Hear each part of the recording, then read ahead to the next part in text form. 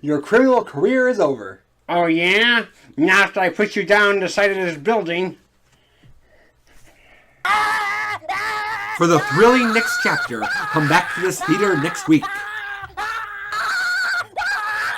It is now next week. Hi, I'm Bobby, and welcome to the Steel Movies. When you say the original Batman, some people think of Adam West. Bozos think of Michael Keaton. But the real original Batman is Lewis Wilson in the 1943 Batman serial. So let's go down into the Bat's cave and take a look at the very first Batman movie.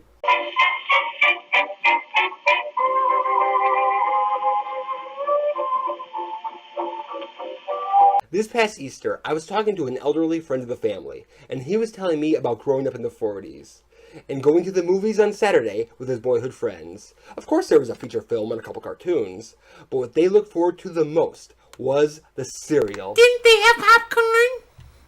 Not that kind of cereal. Serials were these long movies that were broken up into 12 or 15 chapters, and each chapter was about 15 or 20 minutes long. Each week, your local theater would have a new chapter. It would always end on a cliffhanger, like Batman falling off a building, and you'd come back the next week to see how he got out of it. These were mainly aimed at kids, and they had Western ones, crime ones, science fiction ones like Flash Gordon, and of course, superhero ones. Columbia Studios had already made several of them, including Mandrake the Magician and The Shadow. And now, they were going to do the comic book hero Batman, whom at the time had only been around for 4 years. Originally, the serial was going to be about the Joker, running a crime operation from a circus sideshow.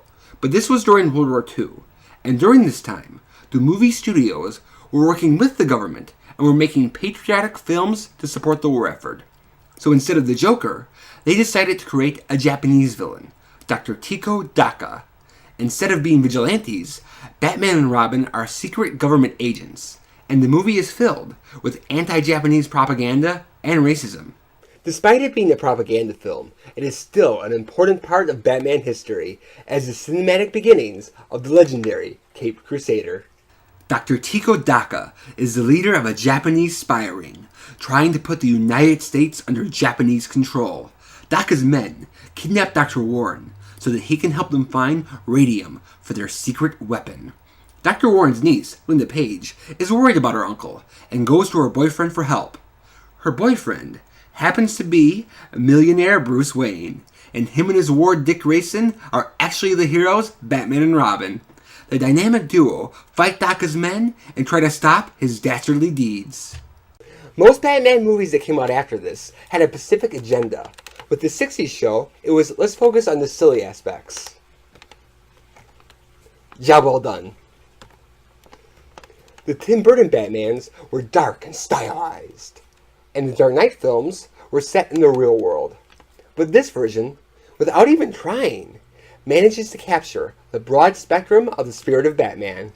The 1960s Batman TV show captured the silly fun of the character, and so does the serial. Batman makes a few funny remarks, Dr. Daka does crazy things like turn people into zombies, and Batman ends up in several death traps, 2 of which were later used on the TV show. The 1989 Batman movie was all about its dark ambiance and its 1940s film noir style. And because this film was done in black and white, and was actually filmed in the 40s, it has some of that same style. And the scenes in the Japanese Cave of Horrors and the scenes in the Bat's Cave are especially dark and shadowy. And don't be a smarty pants. This movie invented the Batcave. Batman creator Bob Kane was on the set when they filmed those scenes and told Bill Finger to write it into the comics, so they can call it anything they want. Finally, like the Dark Knight films, which refers to several of its villains as terrorists, this movie also takes place in the real world by incorporating World War II and having Batman fight the Japanese. Why don't you let Linda know who you really are? Because she'd worry. And on account of our special assignment from Uncle Sam, our success depends on keeping our identities a secret. And suppose she asks about your status in the army? I could always tell her I'm 4F. Although I do not condone racism, it does make the film grittier and more realistic, and it gives you insight into what Americans were thinking during the war. What were their values? Clearly an importance of doing your part in the war effort.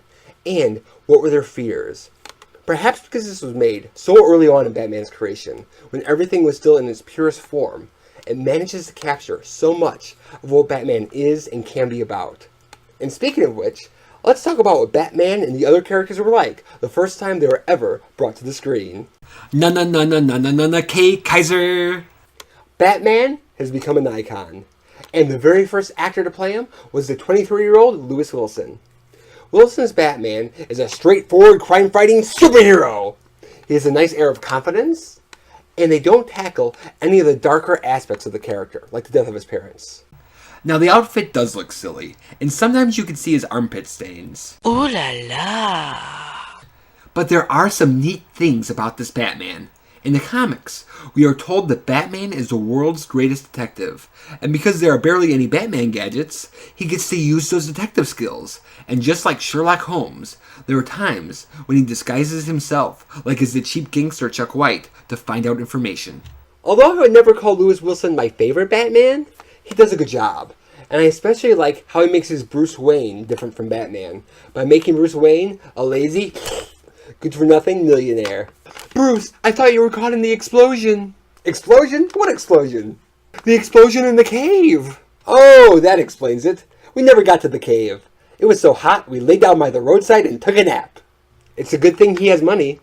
Those comedic touches bring life and personality to the character. As for the rest, Douglas Croft isn't especially memorable, but he does an adequate job of playing Robin, and certainly has a youthful look. William August plays this nervous comedy version of Alfred. Now in the comics, Alfred actually was a comedy relief character. He was also fat and clean-shaven, and they changed the character design to match August's appearance.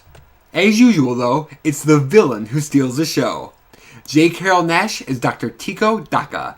As you can imagine, he was white, but he was known for playing different types of ethnicities, and his nickname was Hollywood's one-man UN. However, in one of my favorite lines, they actually call this out. Step this way, gentlemen, please. Hey, that's pretty good. Your accent's a little off, but your makeup is perfect. His accent is New York with a dash of Asian. And once you accept that he's going to be a stereotype, Dr. Tico Daka is a ball. He's the leader of a Japanese spy ring in America. He has a groovy hideout with a mad scientist laboratory, and his weapons are an electrical brain device to turn people into zombies, a radium gun, and, my personal favorite, an alligator pit. Naish is cunning and sophisticated, like a James Bond villain.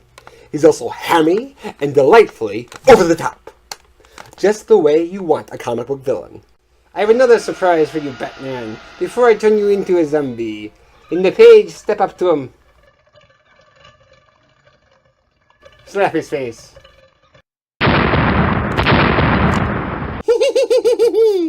Along with the characters making this Batman so different, so does the fact that it is a serial. Holy Andrews Sisters! As far as old movies go, I think serials have the hardest time appealing to a modern audience. They're cheap, so you're not going to get a Batmobile or other groovy Batman gadgets. They're long. Batman has 15 chapters, and when you add it all together, it's over 4 hours. And they're repetitive. Each chapter always begins and ends with a fight and someone about to kill Batman. I couldn't stay at Bernie's place. The Batman suddenly appeared. You told me he was buried under tons of rocket Colton's mine. Yeah, I thought he was. He must have escaped somehow. You mean escaped as usual? But don't worry, I personally killed him on the wharf outside the club. However, as far as serials go, it's a good one. Even at the time, Columbia advertised it as a super serial, and gave it the same amount of publicity that they would normally give a feature film. Each chapter has something new going on, and with 15 chapters, that is an accomplishment. Because it was really made for kids, there's plenty of action, and it's fun. Kids loved the Batman serial, and 6 years later, it got a sequel, Batman and Robin. In 1965, the serial was re-released as An Evening with Batman and Robin, and college students enjoyed laughing at it as a campy, unintentional comedy. Playboy magazine founder Hugh Hefner even showed it at the Chicago Playboy Club. ABC executive Yael Udoff was at that screening, and after seeing the crowd's response, he recommended to ABC that they do a campy Batman TV series. The 1943 Batman serial is not for everyone, but if you're into Batman, if you're into serials, or if you're into World War II, it is definitely worth a watch. So I give it 2.5 armpit stains out of 4. So thank you for watching Dusty Old Movies, and oh no, Dr. Docker's alligators have escaped! Oh no! Ah! For the thrilling next chapter, come back to this theater next week. It is now next week. The alligator let me go, but it ate my Batman pajamas.